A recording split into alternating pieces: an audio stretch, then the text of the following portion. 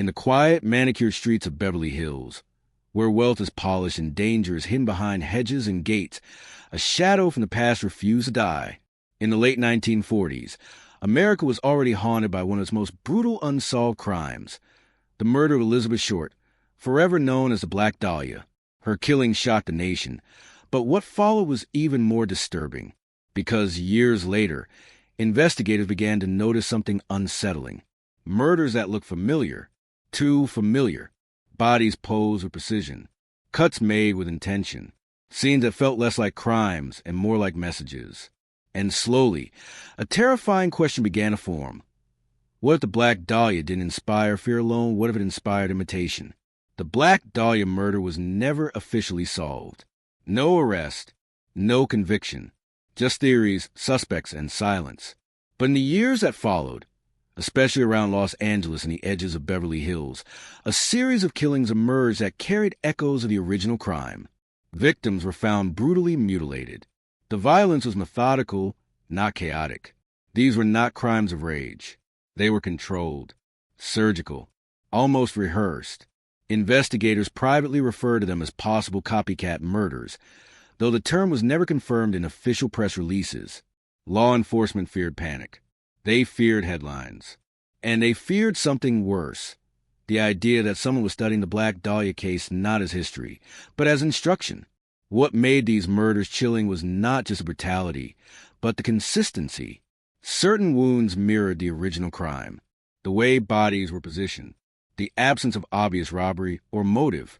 In some cases, the killer appeared to take time that suggested confidence, familiarity, and a belief that they would not be caught. Beverly Hills, a place associated with glamour and security, suddenly felt exposed. Police increased patrols quietly. Files grew thicker, but answers did not. Some investigators believed the copycat theory was psychological rather than literal, that the Black Dahlia had created a template for how a killer could achieve notoriety without consequence. Others believed something more disturbing, that the original killer, or someone connected to the case, was still active, refining their methods across time. There were whispers that certain suspects from the original investigation resurfaced indirectly in later case files, their names never made public. Their connection circumstantial but troubling. Autopsies raised more questions than they answered. The precision of certain injuries suggested medical knowledge, or at least careful study. This was not random violence. It was intentional display, a performance meant to unsettle not just the public, but the investigators themselves. And it worked. Detectives later admitted that the similarities were too specific to ignore, yet too incomplete to prove in court. No direct evidence linked the cases. No DNA matches. No witnesses willing or able to speak. As the years passed, these cases faded into cold files. Neighborhoods changed. Houses were renovated. Streets were renamed. But the pattern remained, buried beneath decades of paperwork. The Black Dahlia case stayed officially open, while the suspected copycat murders were quietly absorbed into the vast archive of unsolved Los Angeles crimes. No press conferences, no closure, just an understanding among certain detectives that something had slipped through their hands.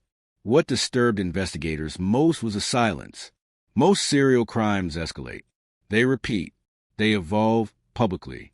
But these murders appeared sporadically, then stopped, as if the person responsible never needed repetition, as if the goal was never volume, but impact, to prove something, to echo a legend, and then disappear. Today, the idea of Beverly Hills Black Dahlia copycat murders remains unofficial, debated, and unresolved. Some call it coincidence. Others call it myth. But those who work the cases know how coincidence usually looks, and this wasn't it.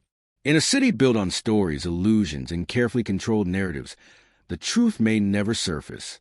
Because the most frightening crimes are not the ones that scream for attention.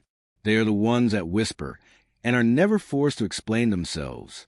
And somewhere between the original crime scene and the polished streets of modern Beverly Hills, the Black Dahlia's shadow still lingers, not as a solved mystery, but as a question that refuses to stay buried.